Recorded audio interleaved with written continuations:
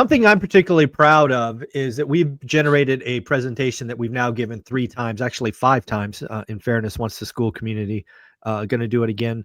But it is how to build wealth. And I really do believe there is a process that's 1, 2, 3 to do that. But what I want to do here is get the collective wisdom of the 3 amigos. We have all been on our different journeys to get to financial freedom. So I would love to get their insights, their opinions, and have them kind of riff on just a few of the slides. This slide deck, I think, is about 40 slides. I think we'll look at 5 or 6. But Dion, Matt, thank you for being here today. Dion, you were first. What's going on, man? How are you? No, I'm excited to be here. I look forward to these calls every week. This is my tribe. So. This is how I know it's Wednesday, because I got my boys on the phone. I know when Wednesday happens. Exactly. That's amazing. Matt, how are you? I'm doing great. I was walking around yesterday going, don't I have something today? I was like, no, it's tomorrow. It's tomorrow. Yeah, that one thing, right? You put on the calendar Wednesday morning. So we should be, in fairness to the audience, you gentlemen have seen this presentation. You actually helped me build it, for the, I don't know, 300 hours I invested in this, whatever it was. But I'm just going to pull it up. You guys will let me know if you can see it, because sometimes I'm technology challenged. But let's bring it up, and we will get through it. So hopefully you can see it now. Can you see this? Yes. So this is like slide number, what is it? Slide number 6 of this deck. But I actually think it's the most important, because I think this is where wealth begins. And it's frankly something I didn't understand until I was 31. And it is something that you can't, in my opinion, can't build wealth until you understand this. The rat race is real, as the slide says, but more importantly, it's about the size of the green wheel, right? To me, the green wheel is everything. This deck is anchored on that green wheel, because the green wheel is variable. To me, the green wheel is, what does your life cost? And, the bigger the wheel, or the more your life costs, the bigger the wheel. And, as you shrink, needs versus wants, the analysis we do on this, it really is everything. So Matt, we'll actually go to you first on this one. You heard me give this talk. We talked about this slide probably for 5 minutes. What do you think of the notion of the rat race is real, and it's important for every adult to understand the size of the wheel? I'm going to pull a Dion. I looked at this very differently. Okay. I looked at it and said, he's exactly right. It is about the green wheel. And I think that's what people miss is, how big do you want the green wheel to be? And so for my entire life, for all of my investing career, I always wanted a massive green wheel. You know what? That's actually a very interesting take. Because I remember when we did an analysis like 3 years ago about what do you want life to cost, right? Yeah. Low end, medium, and high end. And your high end was higher than anybody I'd ever interviewed by like 3x. So, I mean, you were standard deviations away from quote unquote the normal. So tell us more. Again, you could look at this as sacrificing, but you can also set up a life that's just a massive green wheel. Yeah, well, I think where people stumble is the effort that they're willing to put in to get the green wheel that they want. Mm-hmm. And so Dion has the green wheel that he wants. He loves the green wheel that he has. His green wheel allows him to talk about taking vacation a lot. Yep. And soon taking vacation. And so, but he gets to, winters in exotic places, chasing scuba and diving. I'm sorry, I'm taking all your stuff, Dion.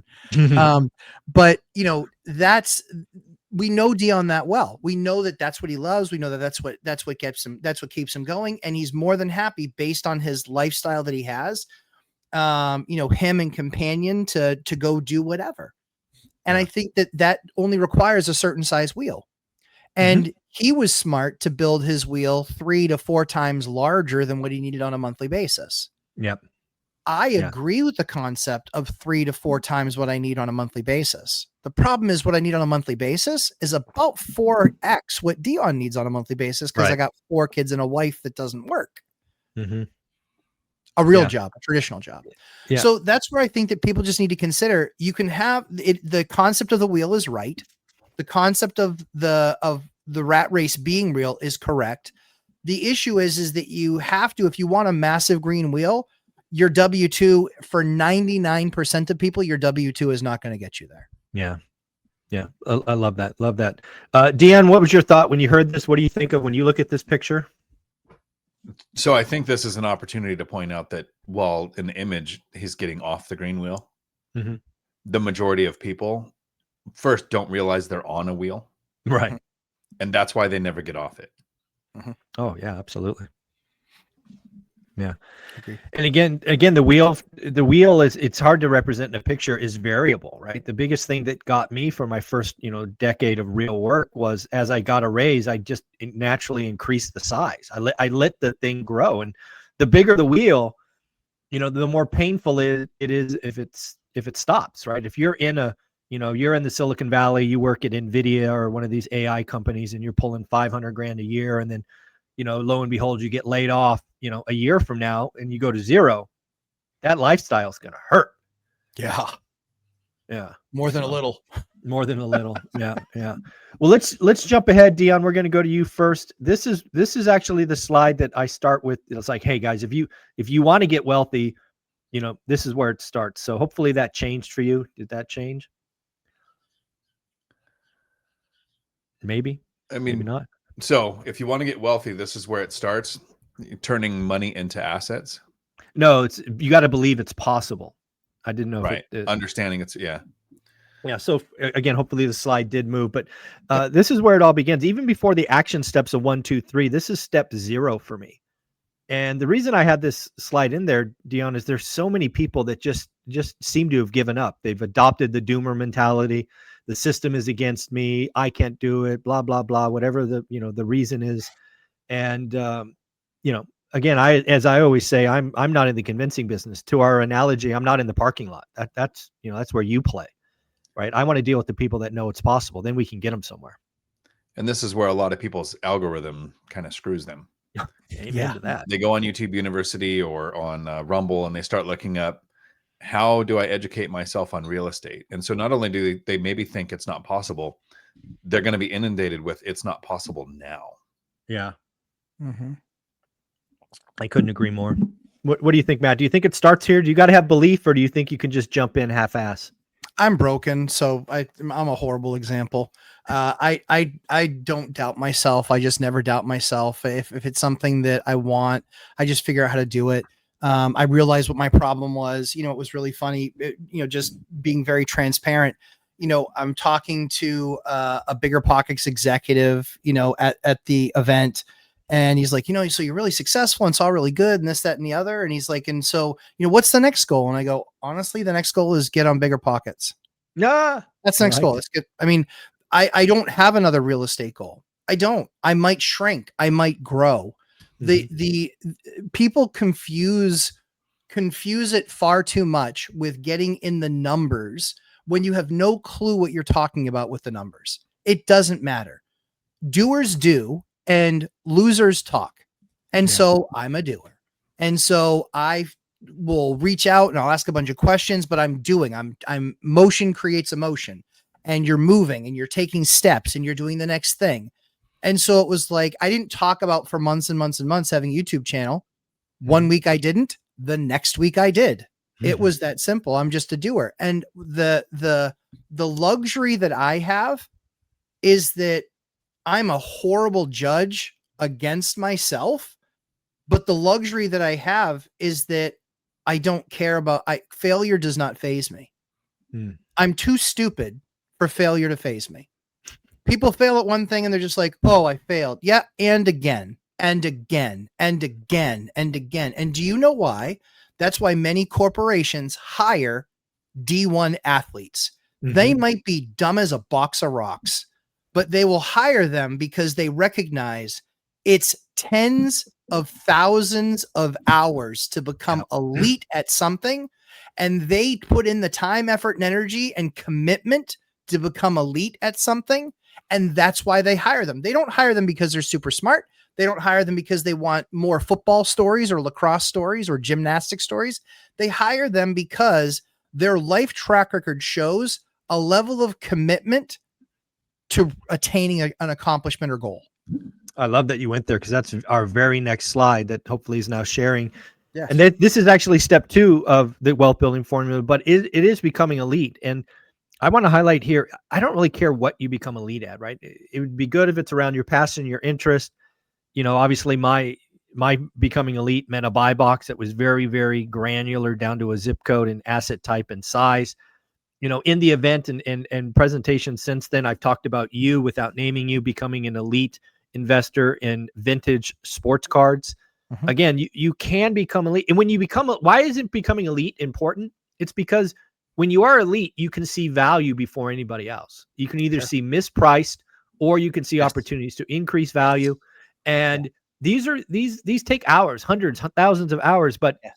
it's worth it, right? Step 1 is create discretionary income. Step 2 is elite. So, just talk about the importance of becoming elite. I don't give a shit what you become elite at. There is somebody making real money in whatever you want to do. Just go do that. What do you think, Matt? Farts in jars. Not joking. Farts in jars. There's a woman out there that sells $1,000 farts in jars. I did not That's know it. that. That's it. $1,000 farts in jars. And I look at examples like that because she has become elite, maybe not at gassing, but just at marketing something that clearly people want. It amazes me, but she became elite. She made over 6 figures last year doing this activity. Wow. All right. I mean, Again, that's a great story. Again, you never know. There's people making money doing all kinds of things. yes, hey, listen, you said elite at something. Yeah, that is something, and No, it nothing is. all at the Agreed. same time. It's ridiculous. But she made, how many people out there don't make 6 figures and they're killing themselves, and all she's doing is farts in jars. Like, there's opportunity for everybody, and keep on searching that opportunity, but you have to do the work, and 1 or 2 weeks or a month of trying something Not enough. doesn't work. Work. No, I couldn't agree more. So- That's a big thing for me. I'll go to you in a sec, Dan. The other thing about becoming elite, to me, is you don't diversify, right? You got to get hyper focused on your thing. Don't try to do 12 things. Do that later in life. This whole 7 streams of income nonsense that millionaires have, they don't start that way. It's hyper focused. Sorry, Dion, go ahead. Well, this is an opportunity for the warning. Do it. Most people are elite at something. Few people monetize it. Few people focus on something that can be monetized. Great point. How many people do we know Mm-hmm. that I've got a friend that crochets? Like, Mhm. she's like the Beanie Baby size crochet. I don't know what she does. Fills rooms with it. Could do an Etsy store. Could do it. Not going to. Just enjoys the crocheting. You're talking tens of thousands of hours to become a master at a skill I have no interest in, but other people are. Not going to monetize it. Yep. There are people. I'm a gamer. I turned it into a side hustle. There are millions, if not hundreds of millions, of gamers who don't. It's my release. It's my relaxation. It's my electronic income reducer. That's basically what it turns into. So if you're going to become elite at something, think it through. Yeah, I couldn't agree more. All right, the next slide that I think is important. Again, we are not the get rich quick crew, but we are the get rich or get wealthy for sure. I just always have to highlight that step 3 is a 10-year sacrifice for 50 years of freedom. This is it, folks. I mean, we have evidence now. We've been doing this stuff together 5, 6, 7 years. We have people in our community that have since retired, right? Obviously, they started the journey before they knew us, but have completed it while knowing us. And this works. And I just never want to be unclear, right? It is a 10-year journey. And as you'll see in a minute, the first 5 years suck, but you can really earn that freedom of decades. And Dion, you always talk about, right? You're going to be alive in 10 years, invest like it. So talk about this slide, Dion. Well, the most common question I get whenever I bring this up is, but could you do it sooner? Yeah. The idea is you can increase the risk of failure to try to do it sooner. Sure. So how much risk are you willing to tolerate? And when people say, if you started today, what would it take? I still go 10 years. 10. Even with the knowledge and the experience of what I have, I would make a 10-year plan. Would it happen? You need time to sooner? compound. Possibly. Yeah, possibly. Yeah. Well, more what you all not only need time to compound, but you also need time to learn your lessons, get a lead, take your licks, have your losses. Yep. The thing that I've always equated every business to is that people are shocked and they go out of their mind when a 6-year-old company fails. Mm. Do you know it's 6? I equate them to children. Yeah. You're shocked that a 6-year-old failed at doing some massive task. I never would have guessed it. Yeah. And so that's why at 10, it's like, okay, at 10 years old, it has a level of responsibility. It has a level of maturity. It has a level of, not shitting its pants, and being able to get its own drink and being able to sit at the table and be well mannered and, and carry on conversation with adults. At 10, it's doing things that at 2, it cannot do. You are just fussing, whining, and filling your diaper at 2. Right. And so go ahead, Dion. Sorry. Go ahead. Nope. Go ahead. So I was just going to say, so I think for me, I equate it to, it's much like, growing businesses is much like raising children, and they do certain things at certain phases. And while they might be super advanced in one area, they might be dragging down in other areas. And those are the areas that you have to at least become functional in order to be able to grow. Yeah. Love that. Dan, you want to say something about this one?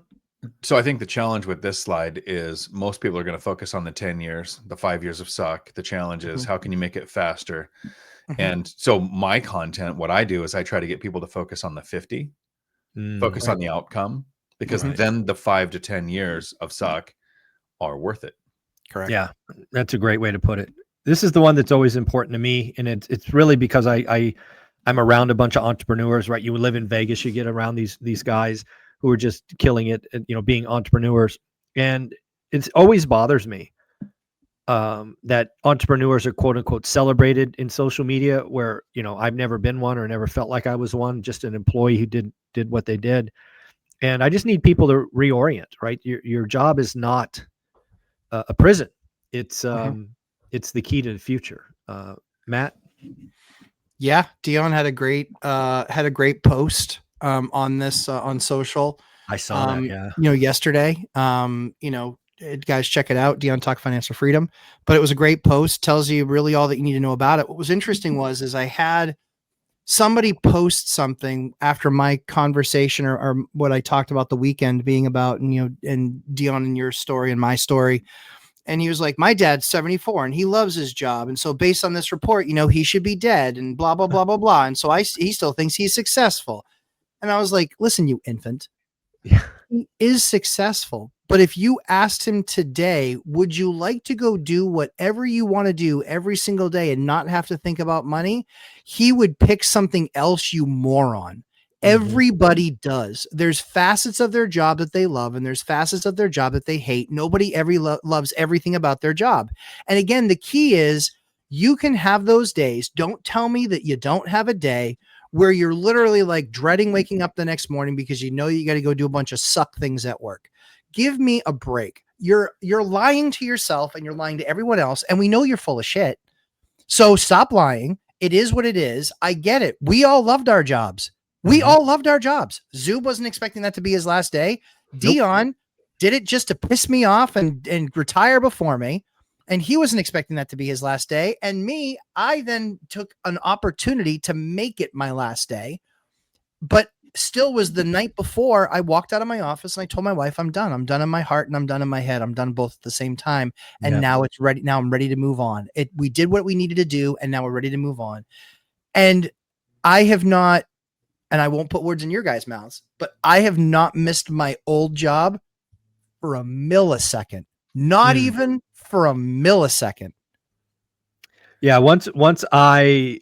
So I did miss it, as I've talked about earlier. I got very depressed. But the moment I was in Taiwan in the back of that van, listening to Graham Stephan talk about his 4 rentals or whatever it was, that was the moment that it clicked for me. And that's the instant that One Rental at a Time was born. I didn't know where we would go with it. But once I had that new passion, that new thing, dude, I never looked back, never even thought about it again. Yep.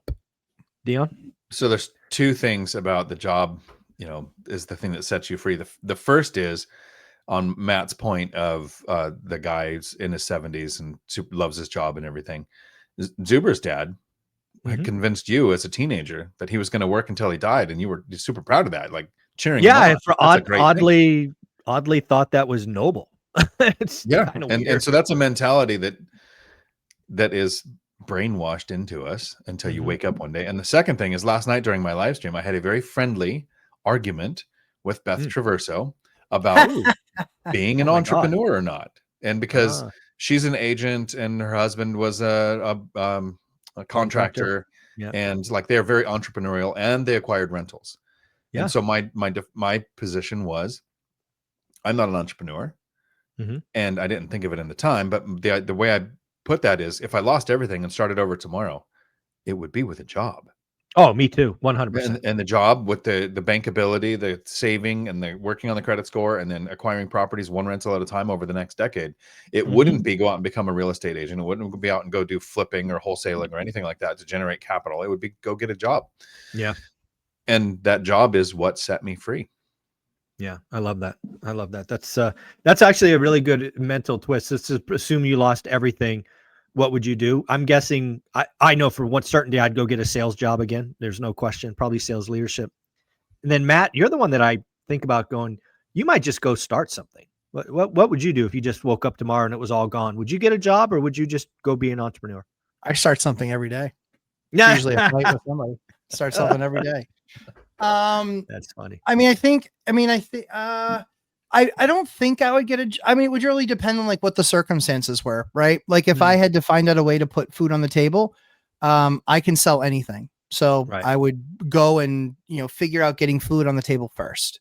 Got it. And makes sense. then just kind of build out from there. But it's just like anything. I'd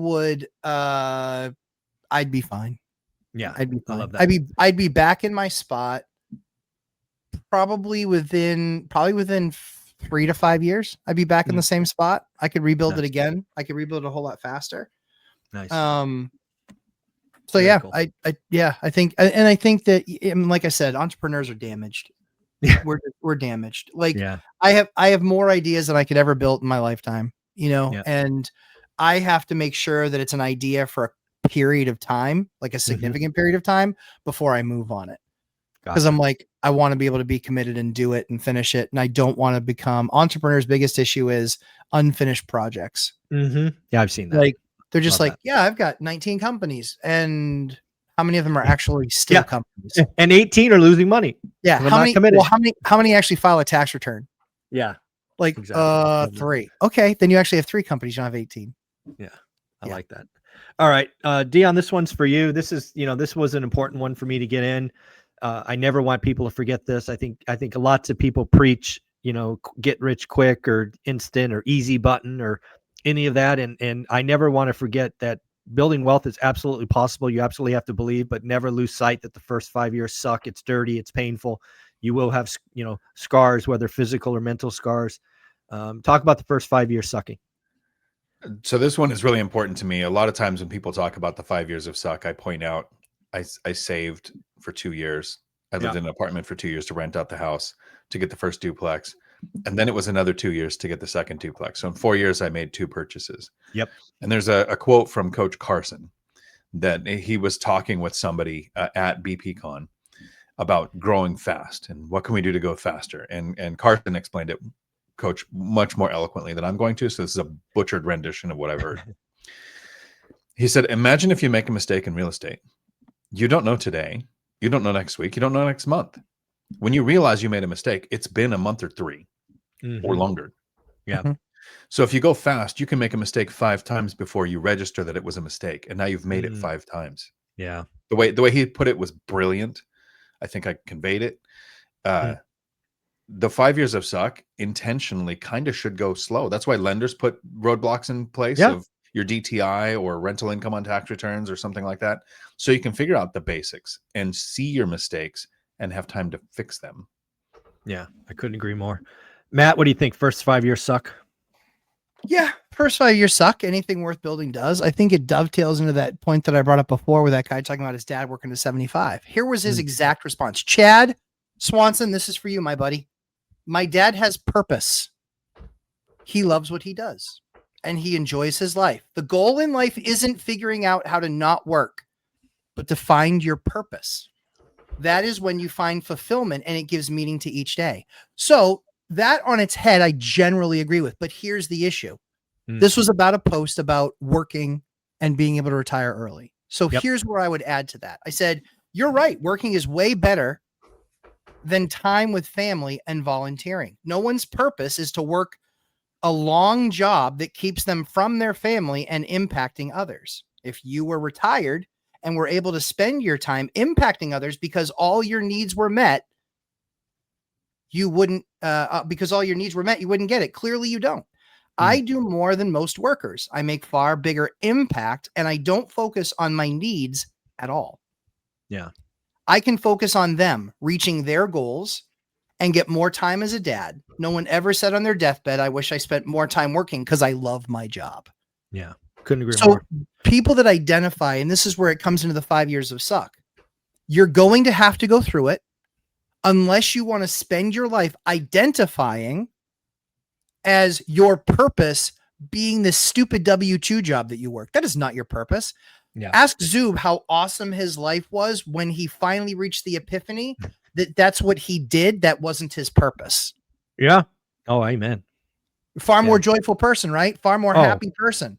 Yeah. Yeah. Walk around on cloud nine. Once I realized I wasn't my job, right?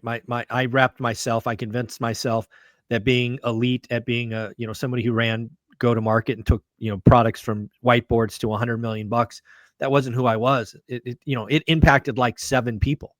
Yes. Now you're chasing an impact that's it's thousands and will be tens of thousands of people. It's far more joyful and frankly a lot less stressful, right? I spend about 15 hours a week on this journey, and then I get a whole lot more time to do what I want and get healthy and all this other amazing things. So people limited like Chad believe that what you do is who you are.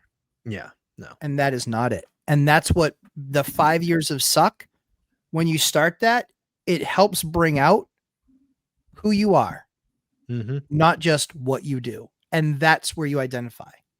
Love that. Matt, this one's going to be for you.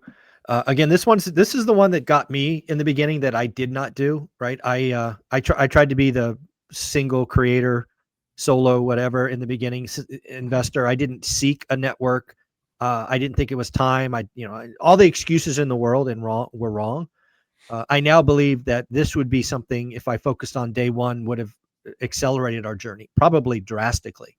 But folks, you got to audit your network. And oh, by the way, I'll throw this last bit in. I consider your phone one of these people, because I think a lot of folks say things, but then they consume doomers and negativity. And I think doomers are evil, pure evil. So talk about the importance of auditing your network, Matt.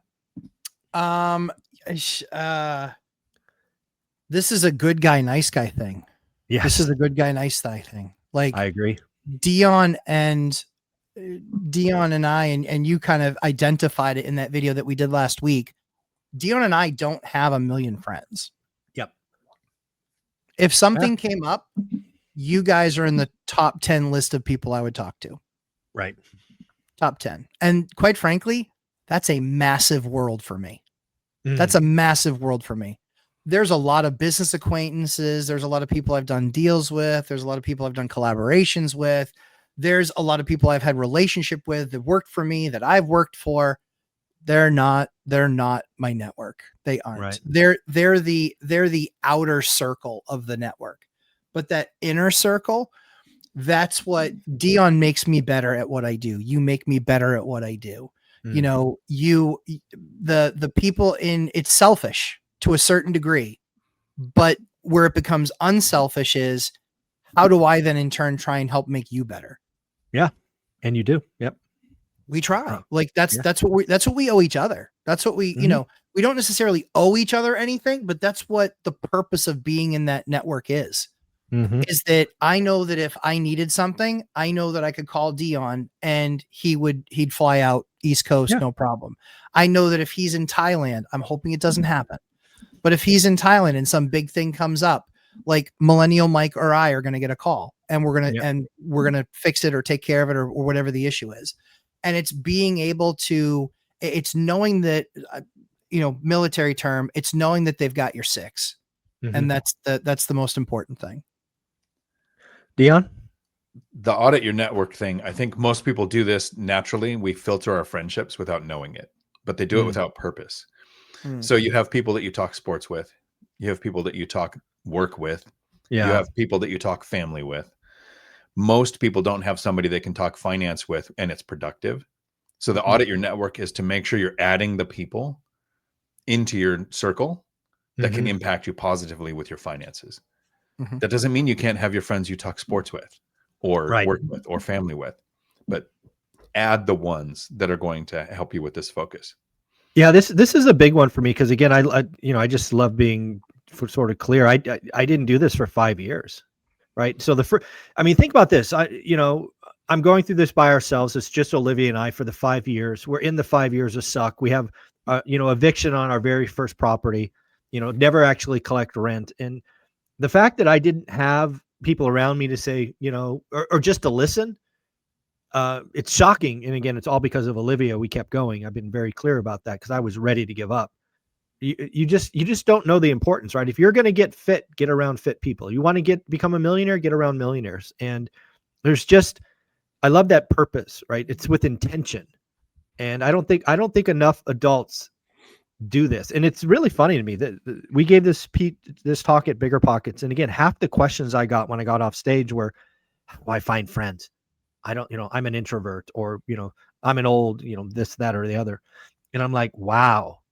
Right. It didn't hit me until, the third time somebody brought it up that, this takes work, Yeah. building a network. So, all right, Dion, we're going to go to you for this one here. This is our event in Vegas. The Three Amigos are doing something special for the third year in a row. And again, this is about being around your tribe. You're going to make new friends. We have at least 15 millionaires. We got 6 hours of networking, lunch and dinner provided. Audience will drive the questions. Every speaker will take questions. And of course, this time we have 2 keynotes, Jason Hartman and Pace Morby. And as somebody who's now been at 3 events being a speaker, I can put in big, bold letters, not a single person will be selling from the stage, including me. So talk about the importance of this event, Dion, from your perspective. Well, I'm going to make it selfishly a little personal. Sure.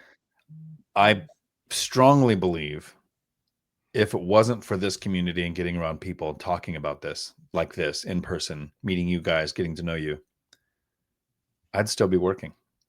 Probably, I have yeah. 3 years of retirement under my belt because I was in the right circle of people, having the conversations, knowing other people were doing the same, looking at the numbers differently. And instead of thinking of the person who can fool themselves and say they're 75 and they enjoy their job and it's their purpose, I realize how sad a person's life if their purpose is something they have to be paid for.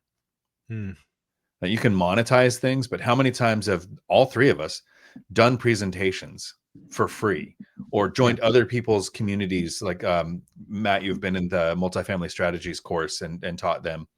You don't get paid to be there. You're No. putting up your time to try to help people. That's Sure. purpose. Yeah. Yeah, it can be monetized, but you're not going to be 75 thinking, I have to do this Monday through Friday. I have to do this 10 hours a day or my life has no purpose. And that's what's going to happen in February. Coming out here and getting in a room full of people that have those side conversations, it can actually change your life. No, and I couldn't agree more. Again, I think in-person events, obviously they went away for a long time during COVID. I think we've got to get off Zoom. We've got to shake the flesh, belly to belly kind of stuff. And if you really if you're a dreamer and you just know that there's something here, there is no better thing to do than go from dreamer to doer than get in a room with 300 other doers.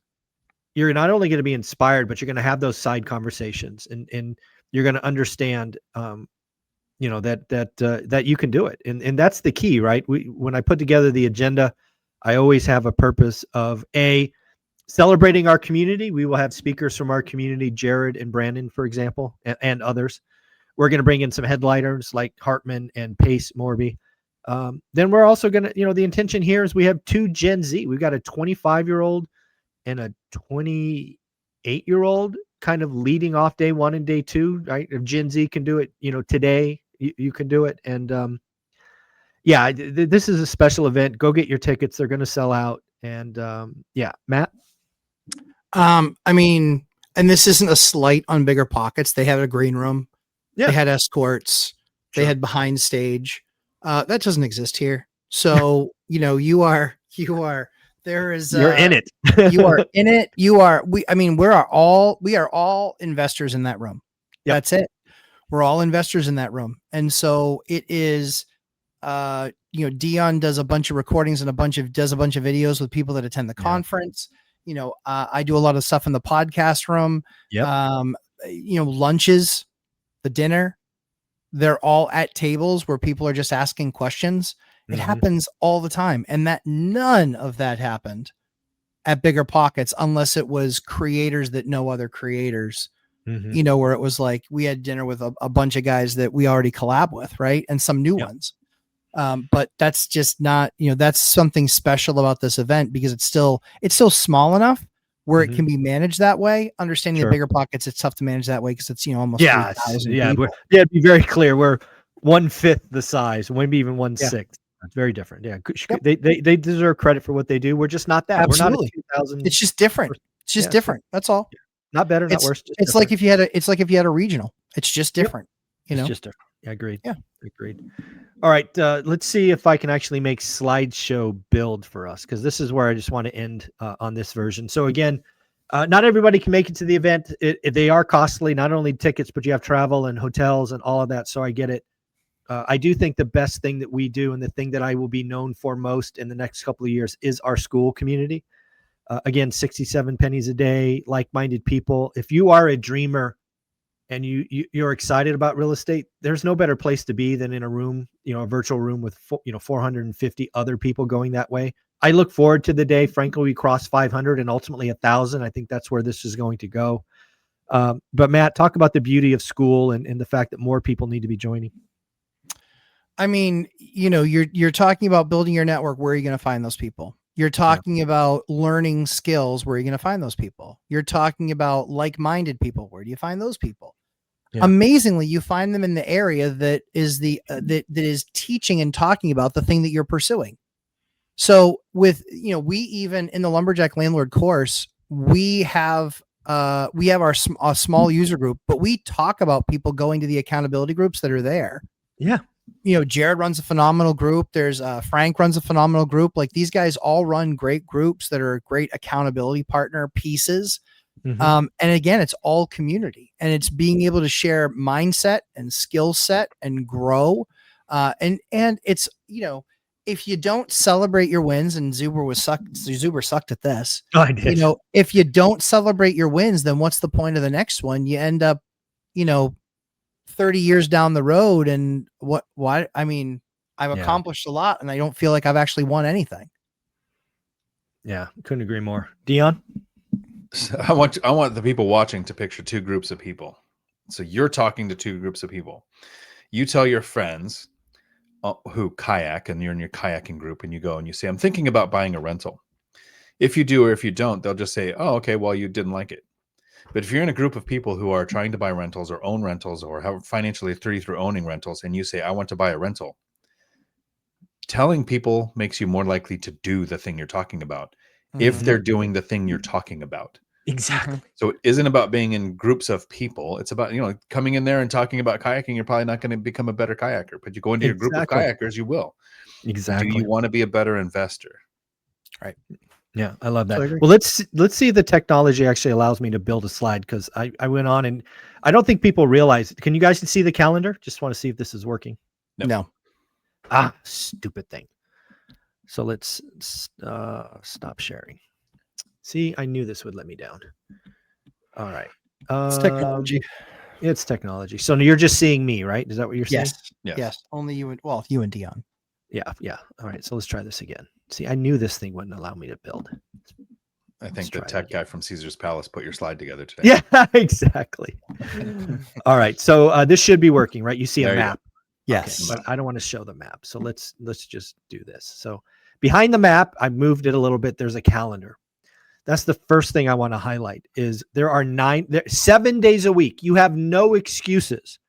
You have sessions at 5 p.m., at noon, at as early as 6 a.m. On Monday, there's one that starts at 6 a.m. There's all different kind of groups. There's ladies of ORaaT, out-of-state investing, Gen Z. So back to the whole get around people. Don't just talk kayak with people that aren't kayaking. Get in the room with people doing this. So you've got 7 days a week accountability group. Find the one that's you. Find the one that fits your schedule. And, and I want to highlight, I join none of these. This is our community, our go-givers stepping up and saying, Michael, I want to help for an hour a week. I want to help for 90 minutes a week. And, Cody does the Gen Z one. Cody Davis doesn't need to do this. He's a 25-year-old multimillionaire, but he said, I want to do Saturday at 8 a.m. And that's the kind of people that we attract. So you guys don't understand. This is an accountability group, for, again, you're going to get the whole thing for 67 pennies a day.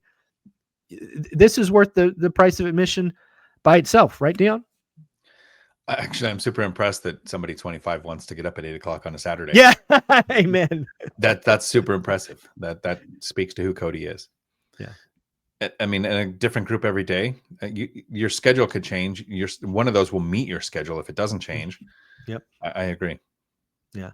All right. We'll go to this next one. We're going to close on the map last. Let's see if we can move this over.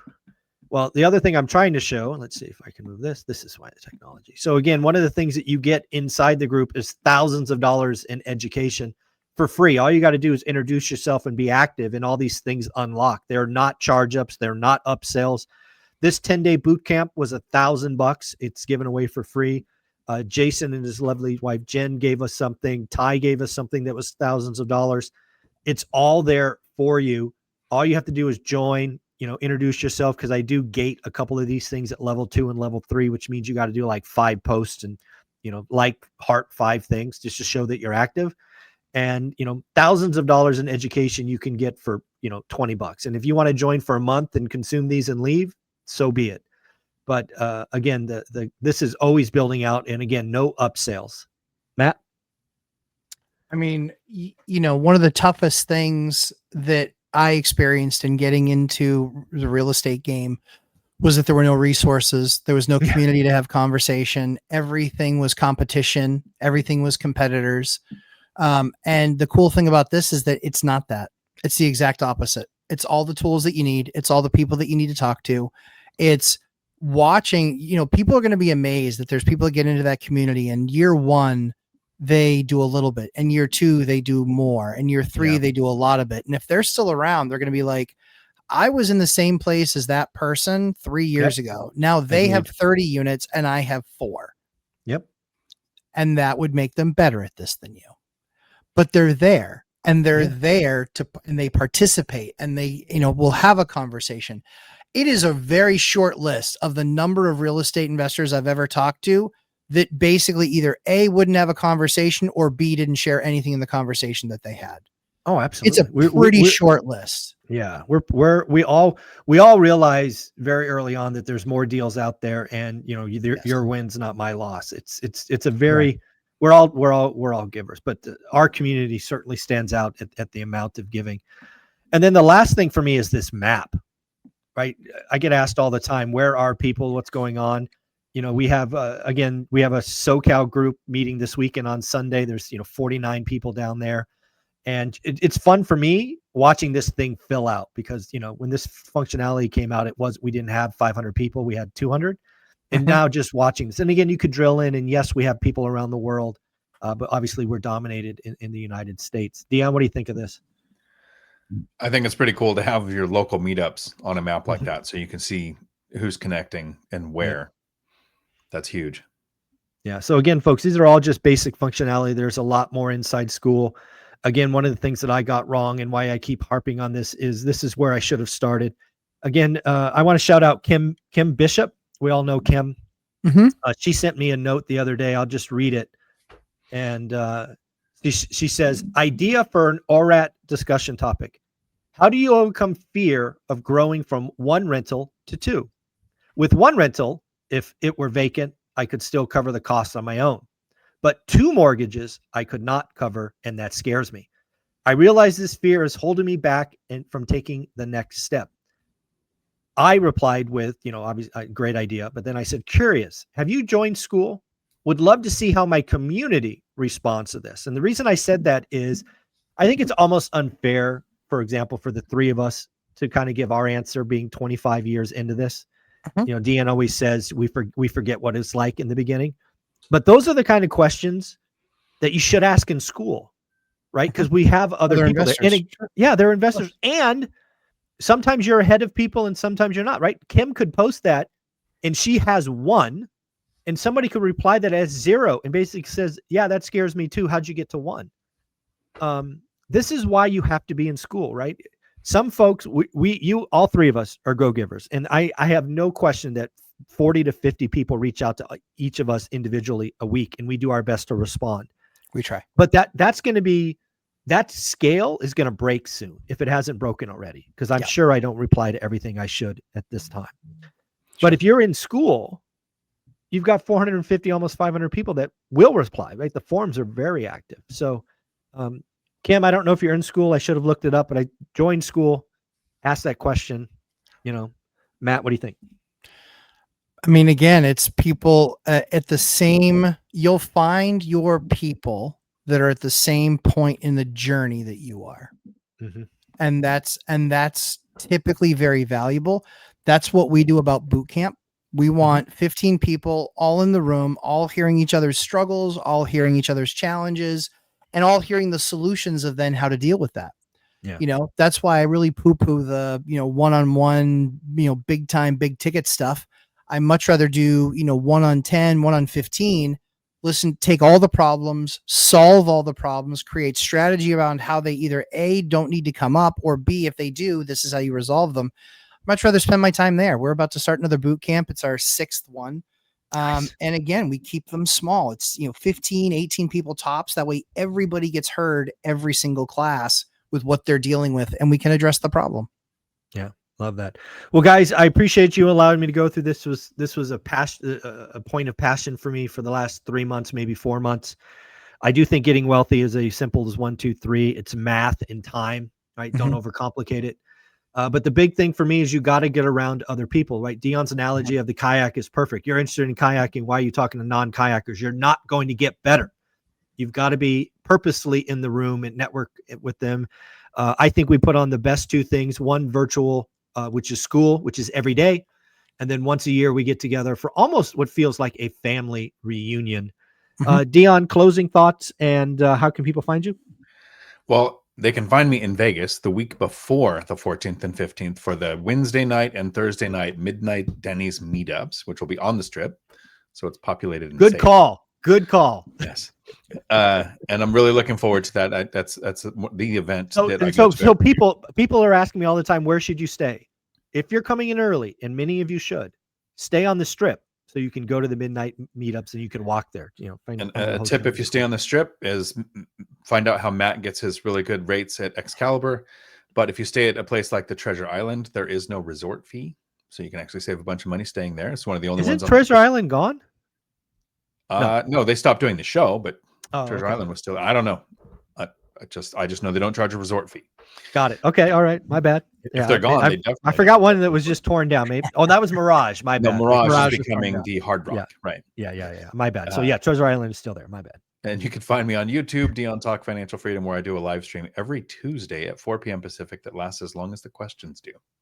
Very cool. Matt, same question. Looking forward to seeing everybody in Vegas. It's only a few months away. We'll all hopefully be mostly done our taxes by then. Please God. No chance. There's no chance my taxes are done in February. We're always really close to that. That's always the goal.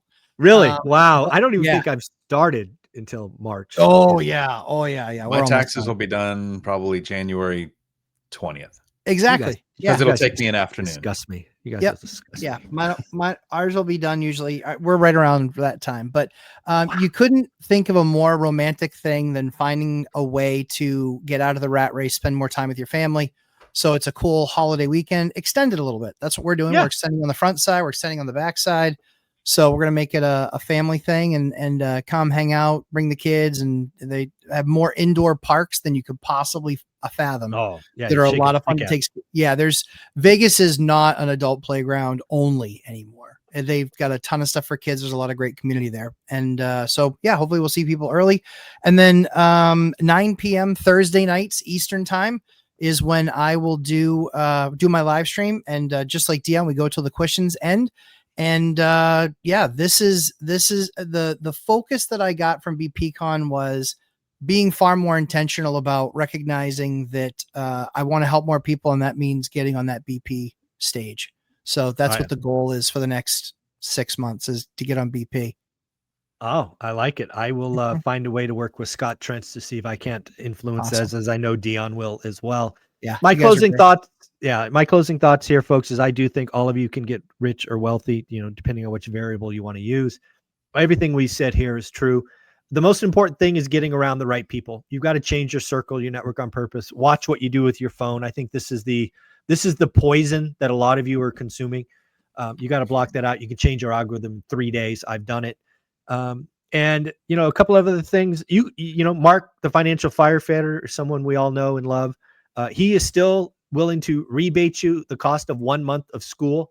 So if you want to try before you buy, you can sign up. Reach out to Mark, the financial firefighter, to reach out how he can help you do that. And I hope to see all of you in Vegas. Again, it is Valentine's weekend. I call it President's Day weekend. So bring your significant other. Make this an event that you do together. And then, like you say, stay before, stay after. Lots of things for couples to do, whether you have kids or not. And again, Vegas in February is actually really nice. Right, the weather is comfortable. You're not burning to death like it's August.